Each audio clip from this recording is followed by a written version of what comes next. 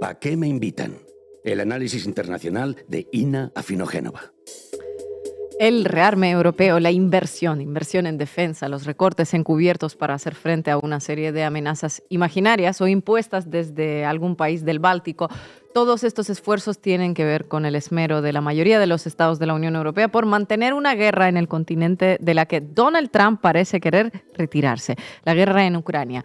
Estamos en una fase muy importante de este conflicto y el asunto ahora mismo va tomando un camino algo sombrío. Estados Unidos viene con lo que, según filtraciones mediáticas, es la oferta final. ¿La tomas o apago y me voy y te quedas tú con tu guerra?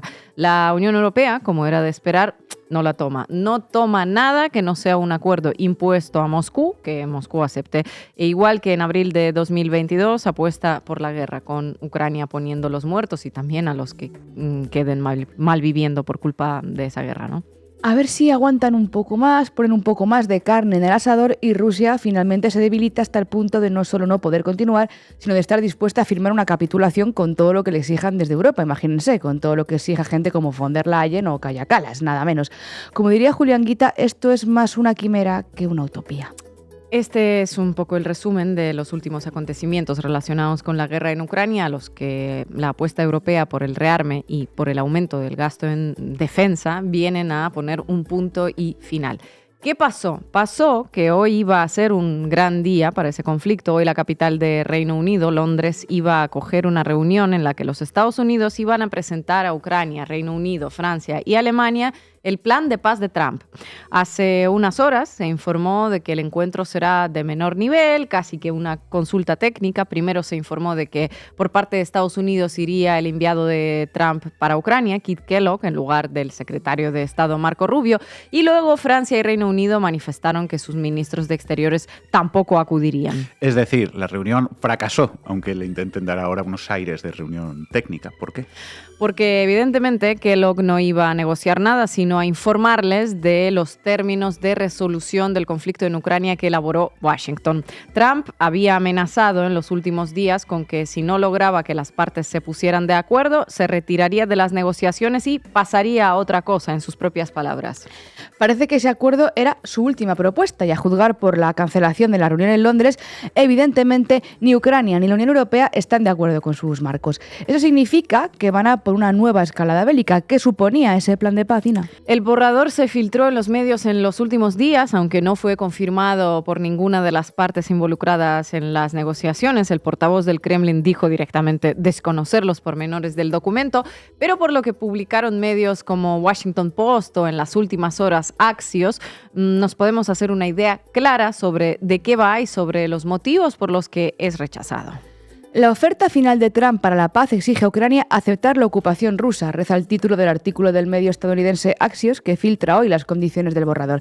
Según este medio, el marco del acuerdo es el reconocimiento por parte de Estados Unidos de la soberanía rusa sobre la península de Crimea, anexionada en 2014, y el compromiso de Ucrania de no integración en la OTAN, que por otro lado ya los voceros de la propia OTAN dijeron que eso no estaba sobre la mesa ni cuando se lo prometieron a Kiev en 2008, pese a haberle hecho creer a Kiev durante un periodo considerable que esa posibilidad existía, algo que por otra parte es lo que nos ha llevado a esta situación, entre otras muchas cosas. Así es. Según el plan de Trump, Rusia obtendría un reconocimiento de jure de la anexión de Crimea, así como un reconocimiento de facto no oficial de lo que Moscú llama la situación sobre el terreno. Las regiones ucranianas ocupadas en los últimos 3 años permanecerían bajo el control de Moscú. Estamos hablando de casi toda la región de Lugansk, de las áreas ocupadas de Donetsk, Gerson y Zaporilla. También se plantea un levantamiento de todas las sanciones impuestas por Estados Unidos desde el año 2014 y se promete que Ucrania no pasaría a formar parte de la OTAN. Todo un negocio perfecto para Ucrania después de años en los que se le ha incentivado a seguir y a intensificar la guerra y sobre todo después de miles de muertos, muchos de ellos civiles. Y nada mal para Rusia, logra lo que ha estado exigiendo desde antes de la invasión, la neutralidad militar de Ucrania, consolida sus ganancias territoriales y encima logra el reconocimiento del estatus ruso de Crimea y regresa a la economía global, o bueno, a lo que quede de ella tras la guerra arancelaria de Donald Trump. Además, el plan se filtró justo después de que el enviado de Trump, Steve Petkov se reuniera con Putin durante más de 4 horas la semana pasada. Después de esa reunión, Rusia y Ucrania anunciaron una tregua de Pascua, es decir, resulta evidente que hay un visto bueno del Kremlin para estos marcos de acuerdo. Sí, como para que no lo haya con todo lo que saca Rusia, que se ve como la gran vencedora, más allá de haber sacrificado también a decenas o cientos de miles de jóvenes en el campo de batalla, y por ello se sobreentiende que los altos funcionarios de la UE, como Ursula von der Leyen o Kaja Kallas, no estén muy felices con estos marcos.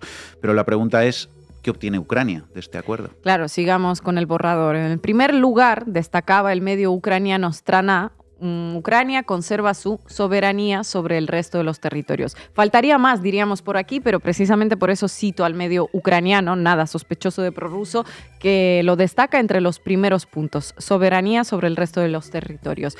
El texto señala también, el texto del acuerdo, que Ucrania recuperaría la parte de la región de Kharkov, que Rusia tiene ocupada, y que también podría formar parte de la Unión Europea.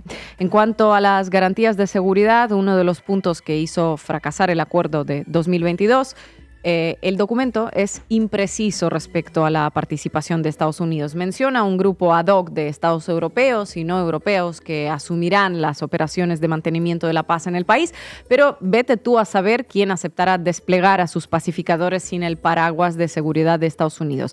Al mismo tiempo, y eso sí que es un plus para Ucrania, el proyecto no supone ningún tipo de limitaciones al número de efectivos de las Fuerzas Armadas de Ucrania, algo que Moscú intentaba promover en el famoso y frustrado Acuerdo de Estambul al que antes hacíamos referencia.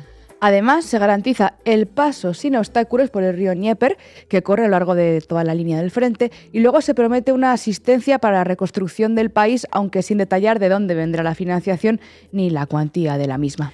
Estados Unidos también gana, obviamente, además de dejar la seguridad de Ucrania en manos de Europa, se quedaría con el control de la planta nuclear de Zaporilla, la más grande de Europa, que suministraría electricidad tanto a Ucrania como a Rusia, y firmaría el famoso acuerdo de minerales con Ucrania, que supone la explotación de recursos ucranianos por las empresas de Estados Unidos. Vuelvo a citar el medio ucraniano Strana, que dice que aunque el acuerdo parece dar grandes concesiones a Rusia, no puede ser visto como una propuesta de capitulación de Ucrania. Básicamente propone parar la guerra casi en la línea del frente, que es de lo que vienen hablando los voceros estadounidenses hace tiempo.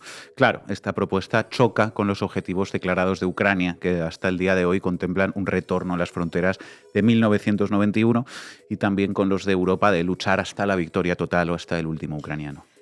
Objetivos bastante maximalistas, ¿no? Cuando los detalles del plan se filtraron, Washington Post publicó que las presiones a las que estaba sometido Kiev por parte de sus aliados occidentales eran sorprendentes. Zelensky no tardó en salir a aclarar que Ucrania no reconocería a Crimea como parte de Rusia y que sus enviados a Londres solo tienen mandato para firmar un cese al fuego.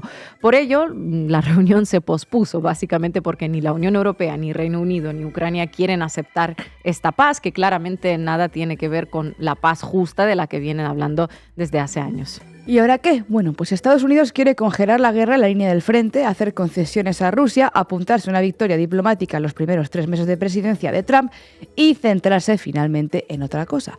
La Unión Europea y Ucrania consideran los términos propuestos por Estados Unidos injustos, así que muy probablemente de todo lo enumerado, Estados Unidos se vaya a tener que conformar únicamente con esto último, centrarse en otra cosa.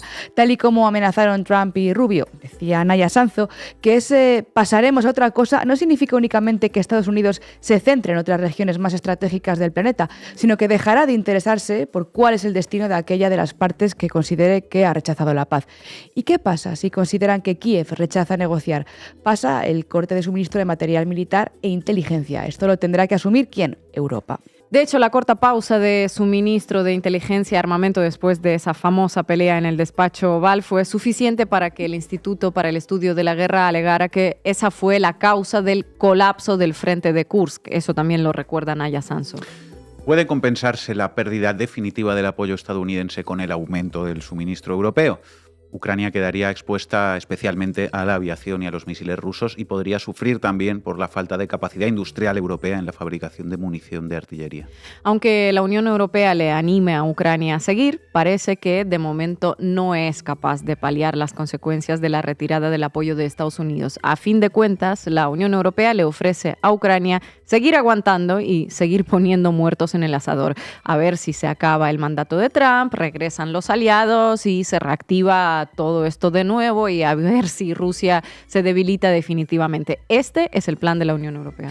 Y el plan de Zelensky, cualquier plan que garantice su supervivencia política y personal, básicamente. Y esta está atada a la continuación de la guerra, claro. Lo que vemos a lo largo de esos 3 años es un patrón que se repite constantemente. Cada nuevo acuerdo para Ucrania resulta menos ventajoso que el anterior que ha rechazado. La guerra podía haberse evitado antes de 2022 y en abril de 2022 se podría haber congelado en unas condiciones muchísimo más favorables, pero prefirieron seguir o se les instó a que lo hicieran.